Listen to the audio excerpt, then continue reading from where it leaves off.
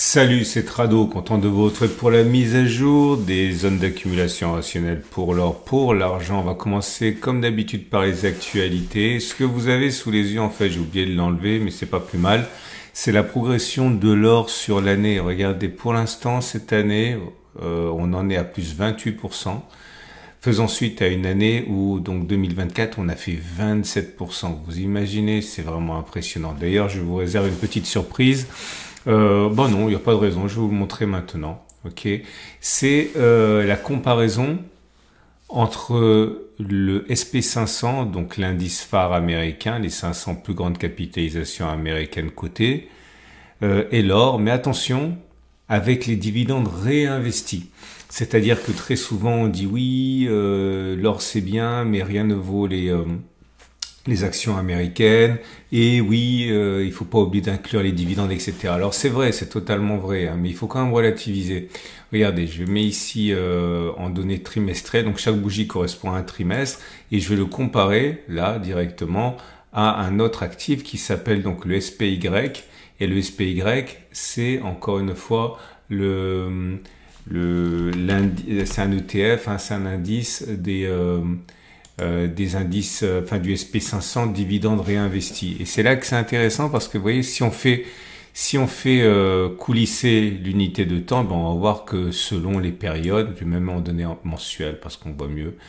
On peut pas constamment dire que l'or ou le SP500 est meilleur. Par contre, on peut, selon les époques, voir ce qui aurait été le plus légitime. Donc, vous voyez, si on prend 2025, par exemple, enfin depuis, voilà, on va se mettre là.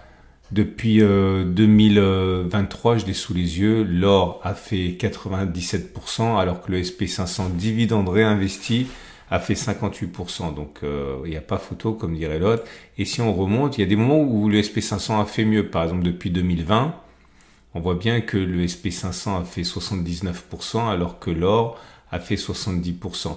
Mais plus on monte dans le temps, et que l'on se rapproche des plus 20, plus 30, eh bien, années, hein, et plus le constat est sans appel. Et regardez, si je monte jusqu'en, donc, l'origine de cet indice, qui est de fin 1998,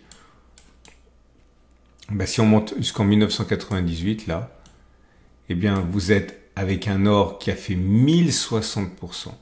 Ok, alors que le SP500 dividende réinvesti a fait 535%. Bon, c'est simple ou double, ok, en termes de progression. Donc c'est ça qui est intéressant. Mais attention, il faut pas non plus raconter n'importe quoi, sinon on perd toute crédibilité. Parce que là j'ai pris simplement ce qui était disponible, mais si on monte historiquement sur beaucoup plus longtemps que ça, ce sont les indices américains et notamment le SP500 qui rapporte plus que l'or. Mais il est vrai que si on remonte à 1997, là par contre, il n'y a pas de débat, hein, la progression de l'or a explosé, si vous me passez l'expression, hein, le SP500. Maintenant, ce qui est intéressant aussi de remonter sur cette période, c'est que cela inclut des cycles haussiers, des cycles baissiers, c'est-à-dire que là, ça tient compte de ce qui s'est passé pendant la crise, l'éclatement de la bulle Internet, ça tient compte de ce qui s'est passé après l'éclatement de la crise des subprimes, puis la crise du Covid, etc. Donc ça inclut différents cycles qui permettent aussi d'être beaucoup plus, on va dire, réalistes que si on prend simplement les 3 derniers mois ou si on prend simplement 2025. Parce que c'est vrai que si on prend que 2025, c'est là que c'est intéressant aussi. C'est parce que c'est de là que m'est venue l'idée en fait. Hein, c'est la comparaison sur 2025 qui est également, on va dire, sans appel, hein, puisque je vais pas m'en sortir comme ça. Depuis 2025, on en est à voilà, c'est ici. L'or a fait, je fais ça à la louche, hein, 28% pour l'or et 5-6% pour le SP500 dividende réinvesti. Donc voilà, je pensais que c'était intéressant de vous le montrer, même si j'avais pas prévu là de le faire tout de suite. Donc maintenant, on va retourner aux news que je mentionnais. Et à cet égard, on va regarder d'abord cette première news. C'est le silver. Le silver qui fait plus que résister cette année. C'est un article qui nous vient de FX Empire. Et bon, il est clairement dit ce qu'il est impossible d'éluder, hein, c'est que le momentum sur le silver est bien meilleur, enfin la dynamique sur le silver maintenant est bien meilleure que la dynamique sur l'or. Pourquoi? Bah, tout simplement, je le dis à chaque vidéo, mais il y a des nouveaux, il faut respecter aussi ça, il faut répéter, l'or a exceptionnellement bien fait sur les tensions récentes, c'est-à-dire que les tensions géopolitiques, je parle militaire, les tensions également en termes de commercial, les tensions commerciales entre les États-Unis et le reste du monde. Bref, tout ça a fait que l'or a progressé massivement en profitant du chaos et des craintes. Et là, ce qui se passe, c'est que de plus en plus de deals sont faits. Il y a également moins de bruit de bots. Enfin bon, je sais, il faut le dire vite, mais voilà, c'est moins grave, on va dire, qu'il y a quelques mois où les tensions, notamment au pic, c'était Israël qui avait bombardé les sites nucléaires iraniens. Et bon, tout ça semble aller quand même mieux. Donc l'or, ça s'agit. Par contre, le silver, lui, il explose. Pourquoi? Parce que il bénéficie de cette double composante valeur refuge plus valeur industrielle et commerciale. Et comme des deals sont faits, eh bien, on se dit que la Chine, en particulier, mais pas seulement, est très goulue en silver, et donc ça monte, et les $40 apparemment ne seraient qu'une formalité. Après il faudra les passer, mais bon, je vous laisse lire l'article. Deuxième article que je mentionne pour vous, qui est également assez intéressant, c'est la Pologne. Savez-vous que la Pologne a accumulé plus d'or que la Chine en 2024. Alors là aussi, je sais, vous allez me dire que la Chine, on sait absolument pas combien elle accumule, c'est vrai, mais si on tient compte des données officielles, eh bien la Pologne a augmenté beaucoup plus ses réserves d'or officielles que la Chine. C'est pas rien quand on pense que la Pologne est un pays qui est sans commune mesure avec la Chine. Eh bien, l'effort d'acquisition, si vous lisez l'article, vous saurez pourquoi. Vous avez un lien pour accéder à tout ça en dessous de la vidéo. Troisième article que j'aime bien, qui nous vient de l'or et l'argent également, c'est le platine. Pourquoi est-ce que la platine explose alors que les incertitudes sur l'industrie automobile sont toujours entières? Eh bien, notamment parce qu'on l'oublie un petit peu, hein, le platine est beaucoup plus rare que l'or. C'est une des raisons. Ok, quand on dit beaucoup plus rare que l'or, on parle de 30 fois plus rare que l'or. Il n'est pas normal que, à certains moments, le platine soit négocié 30 fois moins que l'or, alors qu'il est 30 fois plus rare que l'or et qu'il remplit également des vertus industrielles et commerciales et de bijouterie. Bon, le problème du platine, c'est que les demandes qui sont faites pour l'industrie automobile, eh bien, peuvent être remplies par le palladium. Apparemment, je suis pas un spécialiste, et le problème, encore une fois, c'est que si le platine monte trop, ben les industriels de l'automobile se rabattent sur le palladium. Bon, en tout cas, lisez l'article, ça peut vous intéresser. Et dernier article que j'aimerais mentionner avec vous, c'est un grand sondage qui a été réalisé par le LBMA, donc c'est probablement l'organisation relative à l'or qui fait le plus référence, hein, c'est à Londres. Et ils ont demandé en début d'année quelle serait la moyenne de valorisation de l'or au regard des fondamentaux et tout. Alors ce qui est intéressant, c'est qu'ils ont dit, allez, 15% pour 2025 en moyenne. Donc, j'ai bien dit en moyenne. Et ce qui est plus intéressant, c'est que, vous l'avez vu, on est déjà à plus de 20. Et si on regarde qui a répondu, c'est pas des novices non plus, hein. Vous avez pas uniquement des banquiers, hein. Bon, il y a des banquiers naturellement. Vous avez, je sais pas moi, tiens, il y a Bloomberg, non, c'est pas une banque, mais vous avez Macquarie Bank, vous avez HSBC, vous avez Mitsubishi, vous avez Sumitomo, UBS. Donc bon, c'est pas non plus des perdreaux de la dernière pluie, hein. Et eh bien, eux, ils arrivent à une conclusion selon laquelle vous avez les liens pour aller voir directement ces enquêtes. Ils le font aussi pour le platine, le silver, etc., etc. Et eux, ils disent 15%. Et ce qui est d'autant plus intéressant qu'en fait, on les a déjà atteints. Alors, ça montre deux choses. Comprenez comme vous voulez, mais ça veut dire que selon eux, si on tient compte des fondamentaux qu'ils ne pouvaient pas envisager à l'avance, mais ça veut dire que là, on va baisser, puisqu'on est à plus de 15%, et qu'en moyenne, on devrait être tourné autour de 2700, après, je crois. Non, je ne me rappelle plus. Oui, 3100, pardon. C'est ça, une progression de 15%. Donc normalement, on devrait envisager de baisser puisqu'actuellement, on est à 3300. Ok. Mais la deuxième chose, ça montre aussi que personne ne sait absolument rien de ce qui va se produire parce que cette étude qui a été faite ils ont rendu leur copie fin janvier. Ça vient d'être diffusé, mais c'était donc en fin janvier qu'ils pensaient que ça montrait de 15%. Et là-dedans, on trouve des personnes qui sont, j'ai fermé le document, mais vous le retrouverez. Il y a des personnes qui travaillent notamment pour des institutions spécialisées dans l'or. Donc même des gens qui ont le nez dedans, qui sont extrêmement au courant, bien plus que vous ou moi, eh bien, n'envisagez pas que l'or puisse progresser autant qu'il a progressé là. Donc voilà, il y a plein de choses à retirer. Il y a le verre à moitié plein, le verre à moitié vide. Il y a aussi ce que ça dit et ce que ça dit pas. Le verre à moitié vide, ce serait de dire que ça va baisser puisque pour aller vers la moyenne qu'ils ont évoquée. Le verre à moitié plein, c'est de dire que vous pouvez juste le prendre, faire une boule et le jeter parce personne n'a aucune idée de ce que vaudra l'or. Et c'est pareil pour le silver.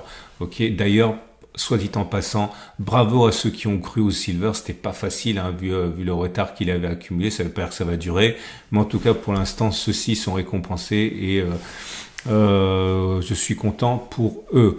On va donc passer maintenant aux zones d'accumulation rationnelle. Avant ça, je vous rappelle que si vous voulez vous procurer de l'or et de l'argent, vous pouvez le faire par le biais de Au Coffre.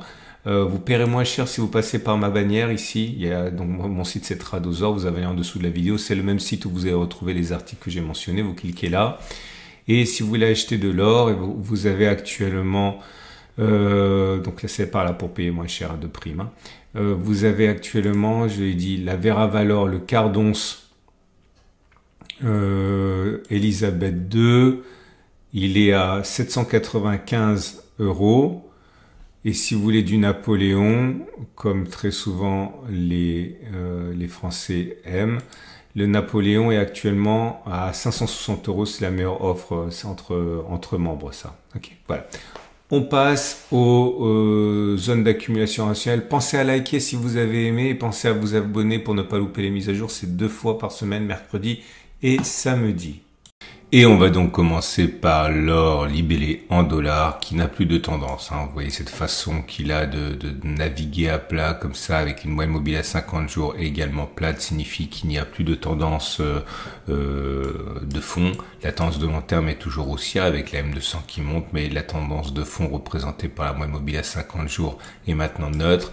La zone d'accumulation rationnelle, c'est la même que la dernière fois. Hein. C'est 32,50, 32,00 et on souhaite, on espère, on rêve hein, d'une plongée vers les 30, 55, 29, 57 si on est toujours en période d'accumulation parce que ça serait vraiment une période de solde intéressante avec, ça correspondrait à maintenant une baisse de 8 à 11%. C'est pas impossible, hein. Franchement, quand on a pris, je vous ai déjà montré ça, hein, plus de 20% depuis le début de l'année, c'est pas lunaire et ça serait, je le répète, souhaitable, mais le vrai point d'entrée, si on y allait pour une raison ou une autre, ce serait un retour sur la zone des 26,90, 25,40. C'est pas plausible, mais c'est possible et ça nous ramènerait tout simplement au début de l'année 2025. Ok, et ça serait positif. Donc voilà, ne vous leurrez pas. Hein, je suis pas en train de vous dire que la hausse de l'or est terminée, mais quand on regarde les données, on va dire, allez, on va prendre les données mensuelles pour l'or libellé en dollars. Eh bien, regardez, ça, c'est pas tenable. Et il faudrait absolument consolider ça pour pérenniser la hausse. Donc je souhaite un retour sur des supports, des zones d'accumulation. Je vous rappelle quand même, hein, je le dis à chaque fois, mais il y a toujours des nouveaux, que ma méthode repose sur un système mixte. Ok, c'est-à-dire que je vous recommande d'envisager, si vous envisagez d'acheter, de dépenser 100 en dollars, en or, pardon, de mettre une moitié en DCA, c'est-à-dire à intervalles réguliers, comme le 1er ou le 15 ou le 16 comme aujourd'hui, et l'autre partie mise de côté et dépenser dès qu'on touche une zone d'accumulation rationnelle. Donc clairement, c'est un exemple. Imaginons que nous soyons en juillet, que vous avez déjà mis 50 sur la DCA. Et bien, si on va chercher 32,50 dans le 0,0, et bien, vous dépenseriez les 50 restants. Après, ça peut être 50-50, 90-10, 70-30, qu'importe. Et pour le mois prochain, par exemple, pareil, premier du mois d'août. Donc, vous mettez votre DCA. Et si, entre-temps, au mois d'août, on va chercher 30, 55, 29, 57, donc vous dépensez les 50 ici. Je suis désolé, je suis obligé de me répéter, mais il faut respecter les nouveaux qui arrivent et pas les laisser en rade comme ça. Donc, je sais que c'est répétitif. Veuillez m'en excuser. Alors, on passe à l'or libellé en euros. Oui, je dis ça parce que c'est vrai que je reçois, on dirait pas comme ça, mais je reçois régulièrement des questions sur ça et c'est vrai que je le répète pas systématiquement, il faut. Pour l'or libellé en euros, c'est pareil, si ce n'est qu'on est en dessous d'un moyen mobile à 50 jours, donc on est clairement sur une situation de tendance de fond baissière, la tendance de long terme demeure haussière. J'aimerais bien un retour sur les 27, 70, 26, 50. Si on allait chercher le bas de la zone, là, rêvons, par rapport au plus haut, ça correspondrait à une baisse de 13%. C'est franchement pas cher payé. Et bon, il y a d'autres zones en dessous, mais ça serait vraiment bien. Ok, tendance de long terme toujours haussière. L'argent, alors l'argent libellé en dollars. Et bon, force est de constater que c'est quand même beaucoup plus dynamique que l'or. On a déjà expliqué pourquoi. La zone d'accumulation rationnelle intéressante, c'est 36-35. Ok, il y a une zone intermédiaire ici. Alors pourquoi elle est importante cette zone? Parce que c'est une zone alors les analyses techniques, dont moi, on aime bien ces zones-là parce que ce sont des zones de résistance qui ont été cassées, qui ont donc changé de polarité, qui deviennent des supports potentiels. Pas autant de force que les bas comme ça, mais les changements de polarité ont quand même une importance importante. J'essaie de vous trouver un exemple. Voilà ici, vous voyez. Ça, c'était une résistance. Pardon. Ça, c'était une résistance, elle a été cassée, et puis derrière, on est revenu dessus avant d'aller plus haut. On est revenu dessus avant d'aller plus haut. Donc, je dirais pas que c'est impératif d'accumuler là, mais si vous êtes dans votre début de phase d'accumulation, eh bien, on va dire que vous avez quand même des soldes sur ces niveaux qui correspondent par rapport au plus haut à une baisse de 5-6%. Ça se laisse prendre, hein, si vous me passez l'expression. Mais je répète, la vraie zone d'accumulation rationnelle, c'est 36-35, hein. Tendance de fond haussière, tendance de long terme haussière. Pour l'argent libellé en euros, on sait pourquoi ça monte. Hein. Ne soyez pas surpris. Hein. C'est parce que l'argent, notamment, a une valeur industrielle que l'or a moins dans l'imaginaire collectif. Et comme l'économie va bien au niveau mondial, eh bien, l'argent a cet amortisseur par rapport à l'effet valeur refuge prédominant dans l'or. Hein. La zone d'accumulation rationnelle, c'est 31,30. Là, j'aurais pu dire, et je vais le mettre d'ailleurs, hein, regardez, on est revenu sur cette fameuse zone d'accumulation rationnelle dont je parlais tout à l'heure. Vous pouvez accumuler sur ces niveaux, surtout si vous débutez votre aventure et que vous voulez mettre les bouchées doubles. Mais la zone qui est vraiment intéressante, c'est un peu plus que ça, c'est 31,30. Ici, tendance de fond haussière, tendance de long terme haussière. Voilà. J'espère que ça vous aide. Je vous souhaite une excellente journée. Je vous rappelle que tous les articles que j'ai mentionnés sont sur mon site. Vous pouvez aller découvrir ça et vous avez un lien en dessous de la vidéo. C'est mis à jour 2 fois par semaine, le mercredi et le samedi. Pensez à vous abonner pour pas louper les mises à jour. Et n'hésitez pas à déposer un like. Pourquoi? Parce que ça me fait plaisir. Donc, n'hésitez pas. Excellente journée et à samedi pour la mise à jour.